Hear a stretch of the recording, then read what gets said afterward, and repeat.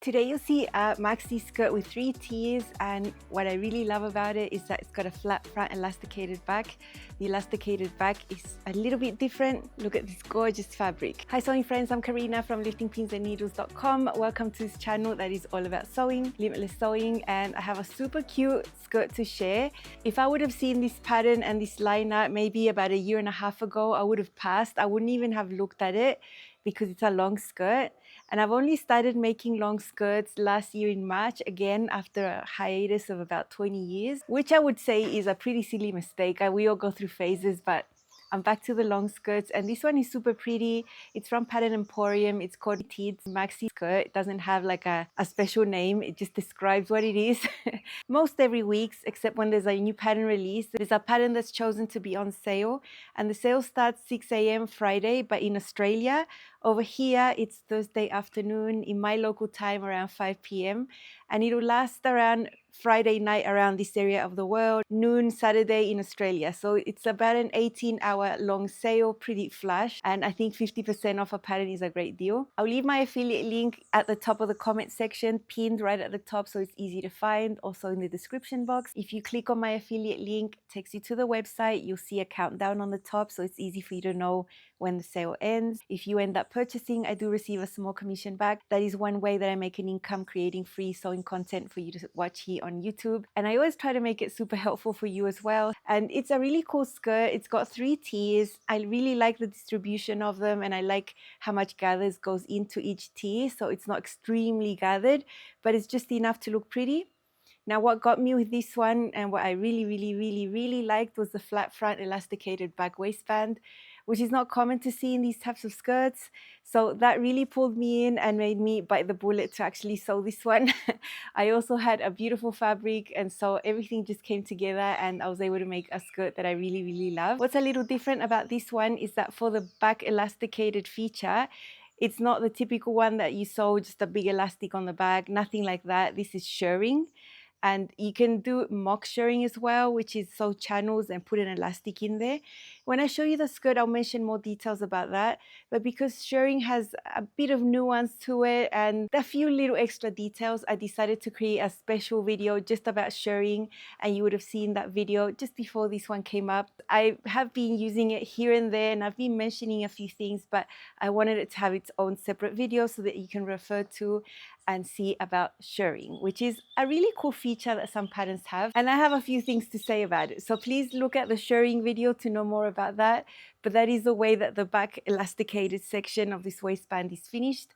Or you can do the mock shirring, which I also included in the video as well. This skirt is designed for lightweight woven fabrics.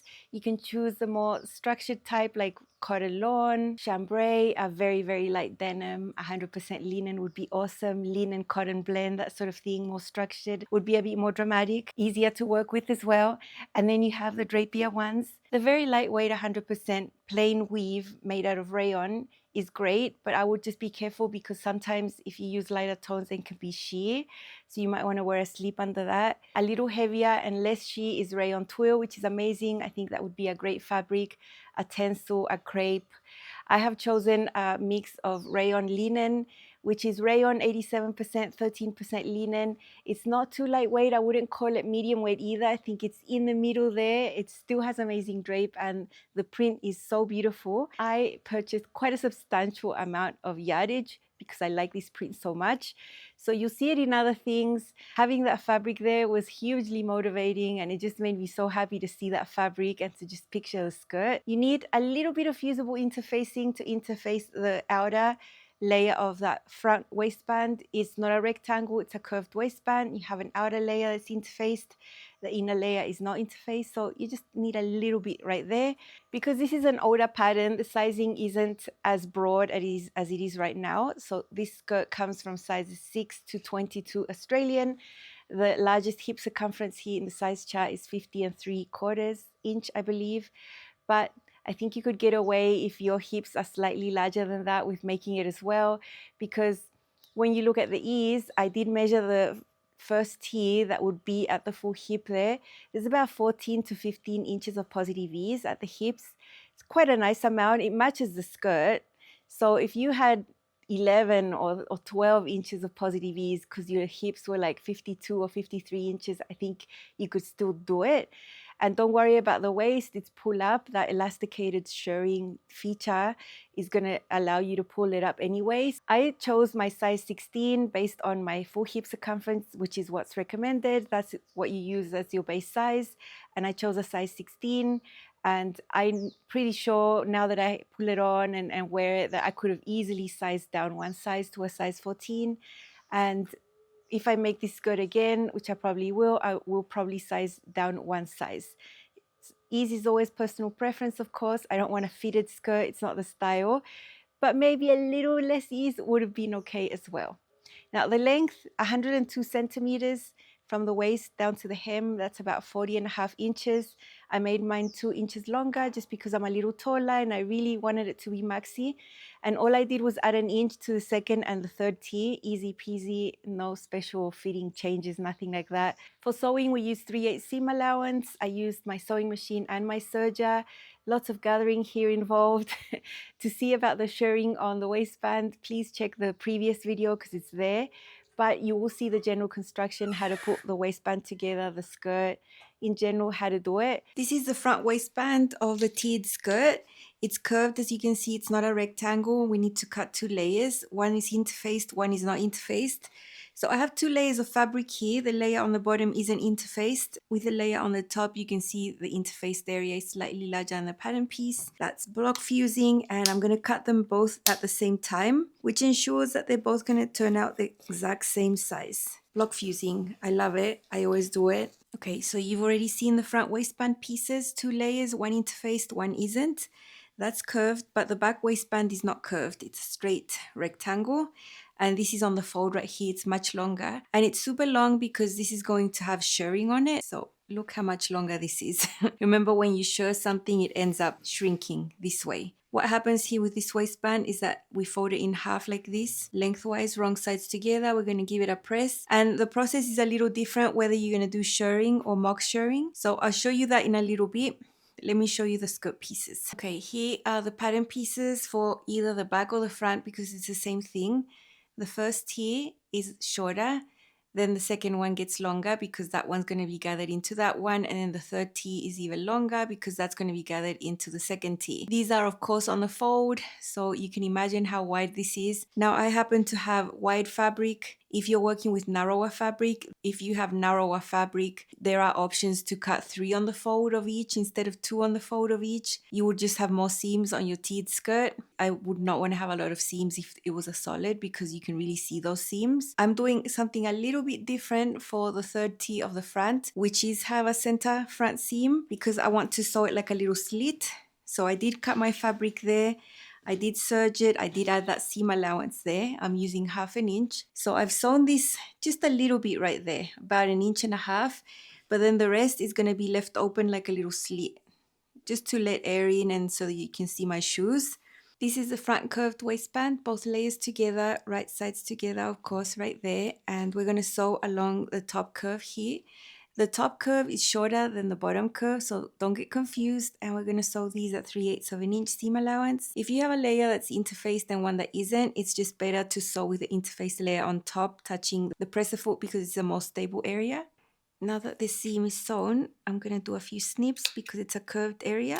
If this was a larger seam allowance, I would also be trimming the seam allowance down, but because it's just 3/8, I'm going to leave it like it is. I think that's acceptable. This interface side is the smoothest, so that's the one that's going to be on the outside. This is your outer layer, and the non-interface side is going to be the inner layer. So I'm just going to push the seam allowance towards the non-interface side over here and understitch. But I'm not going to understitch from the very edge. I want to leave a little bit free there, about 5/8, because then we have to join the back waistband here. Remember, this is a flat front elasticated back feature. So I'm just going to put a pin right here to remind me to stop sewing before I get to the edge. We're sewing on the edge, and remember the seam allowance is pressed towards the layer that does not have interfacing.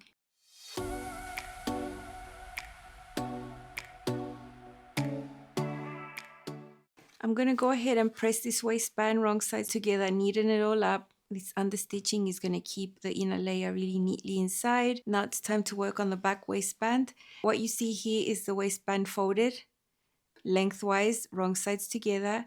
The raw edges here, I have quickly done a basting stitch just so that they don't move around or separate. And now from this folded edge here, we're going to sew 5/8 of an inch right here. That's a fold. What you're going to see next is all the shirring part. But if you don't want to do shirring, you can do mock shirring, which is something I have already shown. It's the same concept of sewing channels.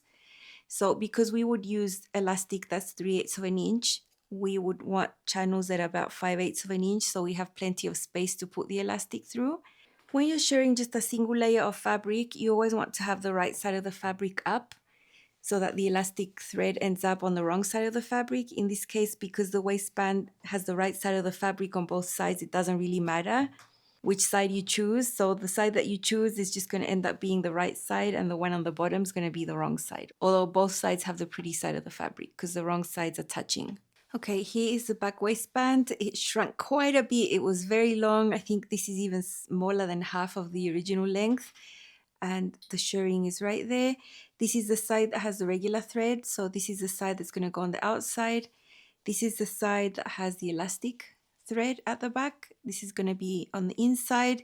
I went ahead and gave it a press. I just get the iron and lift it, press, just throw a lot of steam on it, and it got even a little bit smaller. And so now we take our front waistband back. I had already been to the iron to press it, and we're just going to open it up. Now this is the outer waistband. What we want is to have the side that has the regular thread, right sides together with this waistband. So here you're going to see the elastic thread right there. So that's how we're going to sandwich it in between here, the edge of that waistband right against that seam, and then this covers it. And this basically sandwiches this back waistband in between here. So we're sewing these little seams on the sides, 3/8 seam allowance. We have 3 layers here, the front waistband, and in between we have the back waistband, which has the shirring. The technique would be exactly the same if you did the mock shirring. It's the same way that you sandwich it together. It's just that you would have channels with elastic inside. Now that this is sewn on both sides, we can just flip it. And then the back waistband is going to come from inside the front waistband, and it's going to be a super neat finish. So this is a waistband unit. This is what I'm going to attach to the first tee. And I'm just going to have the first tee on its own because it's less weighty. Of course, you can assemble the whole skirt and then sew this waistband to the whole skirt, but it's a lot of weight to be hanging off your machine. So here is tee number 1. This tee that's going to go sewn onto the front waistband area has gathering stitches, and I've done them in red so you can see them. Long stitch length. I did one at 1/4 of an inch and then the second one at 5/8 because this one is going to be gathered into there. Now the tee, the first tee that goes at the back, I haven't done gathering stitches because we're not going to be gathering it in. We're just going to be stretching this shirred area of the waistband to match this one, and that's how this is going to end up looking gathered at the same time. First I'm going to join this tee, this first tee, and sew the side seams. I have already serged them so I can press this open later, but I'm not going to sew it all the way to the end. I'm going to leave a nice gap right there so I can attach the tees that come further down later. So that is my approach to this one, just so that it's less bulky to sew on this tee to the waistband. The goal is to sew on the waistband, so you don't need the whole skirt attached to be able to do that. I'm gonna leave about 4 inches free here so I can sew on the second tee later. Why am I not sewing it all the way to the bottom? I like to sew the tees on first and then sew the side seams all the way to the bottom at the end. I think it's easier that way. Okay, here's the first tee of the skirt. I have been to the iron and pressed it open.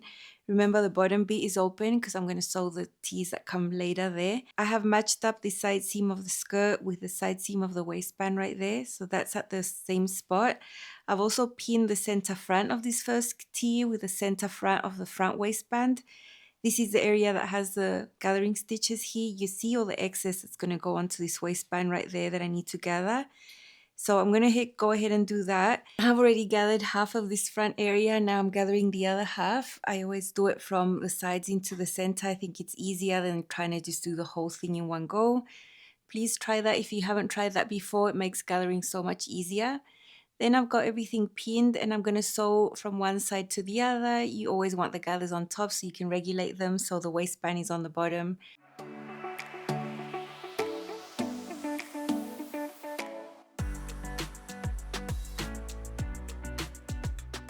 I'm going to keep the skirt as it is. It's just that I'm going to slide this in like that under the presser foot now. I have a pin in the middle of the back waistband and a pin in the middle of the back skirt. And I'm just going to align these. And as I sew, because the waistband's on the top, I'm going to be stretching the waistband to match. Like that as we sew, and then boom, it'll gather it up. So much easier because we don't have gathering to deal with.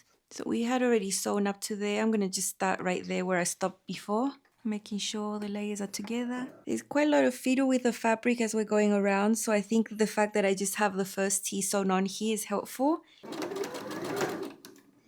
There's my pin from the half point.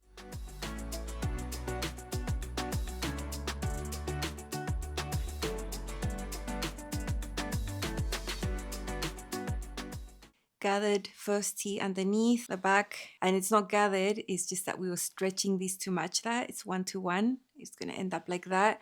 Of course, pressed it's going to be nicer, but this is just pull up. And then now I can go ahead and sew the next couple of T's that come underneath right there. Here is my skirt. I can't get over how pretty this fabric is. Here is the flat front waistband right there. This one that you see visible is interfaced. The one inside is not interfaced. And here is the shirring. Now you've heard me say that shirring elastic upsets my skin, and this would if I was going to have my skin there, but when you see the styling section, you're going to see I'm tucking everything in, and I plan to tuck everything in here just because of the style. It's not a style I would wear something boxy and loose over it. So I'm not concerned at all in this case. This is what's actually stopped me from making some designs that have shirring at the waist in a single layer, because I'm not sure I'm going to be wearing a layer underneath. But in this case, I'm absolutely sure I'm going to be tucking something in, so that shirring elastic is not going to touch my skin. And it's so comfortable. It's just so good. It feels amazing on. There's nothing digging into you, constricting. You can live your life and still have a fitted waist, which is amazing. And I love that this waistband is wider, so the gathers come from below. Still the gathers are not extremed into that waistband there. Then comes the second T over here, and then the third T. Now I did something a little bit different on the front, was just to add a little slit on the third T at the front, only on the bottom. It's very, very minimal, just so you can see my shoes when I walk and get some air ventilation. It's not a high slit, and it's something I always want to do in a maxi skirt. I just want to see the shoes and have some air coming in. Very easy hack. I wouldn't consider it like a super genius type hack at all. I was going to mention about the channels, the mock shirring you can do over here. So you can use 3/8 of an inch elastic. That's what it's recommended, and you make the channels 5/8 of an inch each, so that you have space to put that elastic. I think another option would be using a 1/4 inch elastic. In that case, I would make the channels 3/8 of an inch wide and then thread the 1/4 of an inch elastic. That pretty much, it would end up looking very similar to how the shirring looks like. No one would ever know. And it's an option that you can do if you want to. You already have the 2 layers of fabric in here because this fabric is folded in wrong sides together. So it's an option. I did include this mock shirring in the video about shirring, so go and see how to do it there. You can do it for sure over here, and the technique to enclose it into this area of the waistband would be exactly the same. Super enjoyable. I love how it turned out.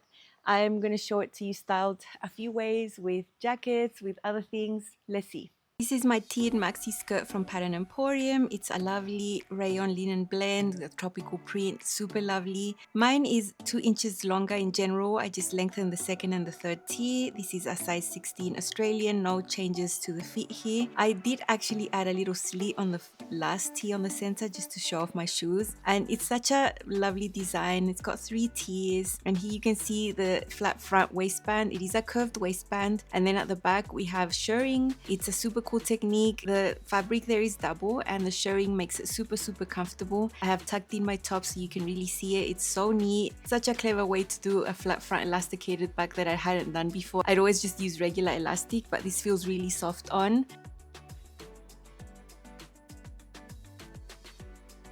The little center front slit, that's just a personal thing. I did extra just to show off my shoes and get some ventilation. It's very short. It's just on the third tee at the bottom. That is just a hack I added, and I love the flowiness, the fit.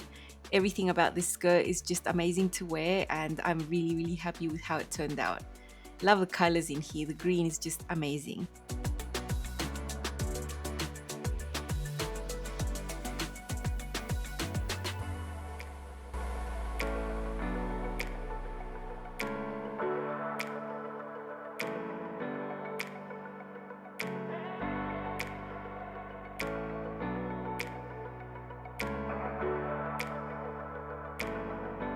It's a fun look with white because the print has some white sneakers in leather, super nice, comfortable. And I found a white blouse that my mother-in-law gave me years and years ago that I've tucked into my skirt. I think the white gives a really nice fresh contrast for summer, and I think this skirt is made to be tucked in. I don't think I'll ever wear anything over it because it's more voluminous, so just tucking it in looks really neat and really shows off the waistband.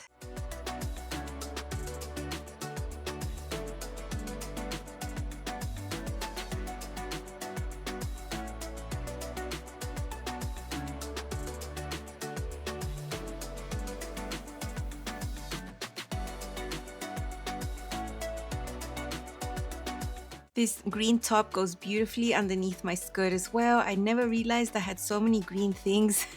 I guess it is a color that I like. And check out my beautiful shoes. Love them, they're green as well. And that's the reason I added the little slit there, so that you could see shoes when I wear them. This is a really nice outfit. I don't feel I'm too dressed up. I could totally pair this down with another type of footwear, but it's just another way I can wear this beautiful skirt. And when I chose this print, I knew the green was beautiful. I just never realized I had so many green things that could go with it. You'll see later, there's more things green coming your way in this lookbook.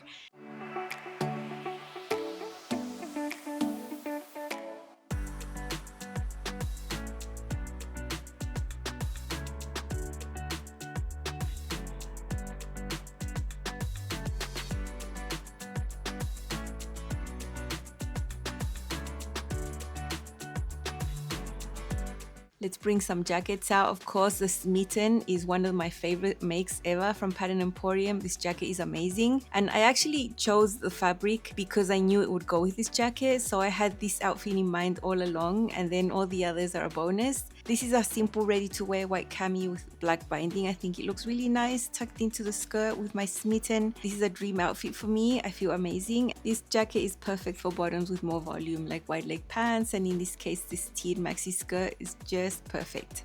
I love it.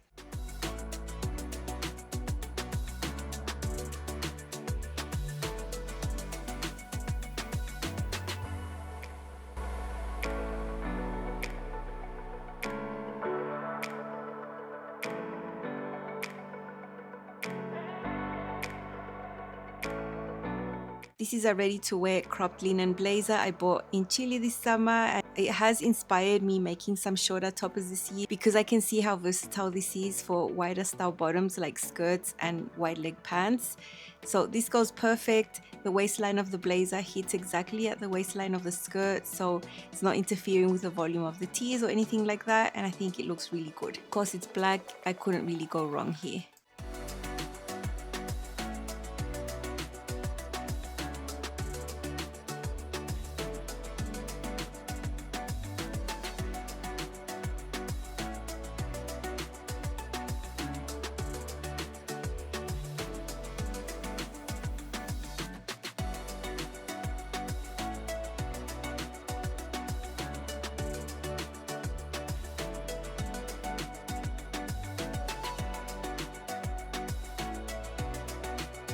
And then let's make believe it's a little bit cold, like is the winter over here, very mild, just a little bit cold. I have black booties under my skirt. I found this cardigan I made quite a couple of years ago that goes perfectly. It's a little longer, but I like that it's shorter at the front and more shaped, so you can still see the waistline of the skirt. I think the style goes perfectly with the maxi skirt, and I'm so glad I already had this cardigan. So this is one way I could dress up the skirt and be a little warmer if the climate just gets a little bit cooler. This would be perfect for my winter, maybe great for your autumn or spring if you live in climate where it gets really cold in the winter.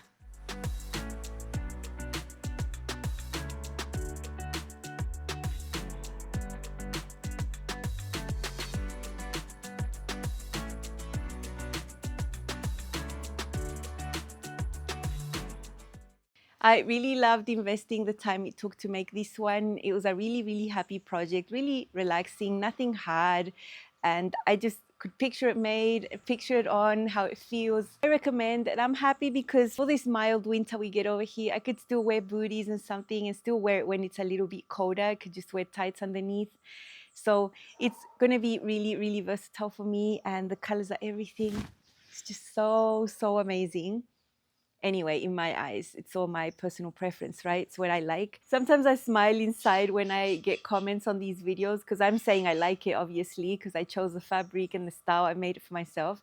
And some people say sometimes I didn't like it.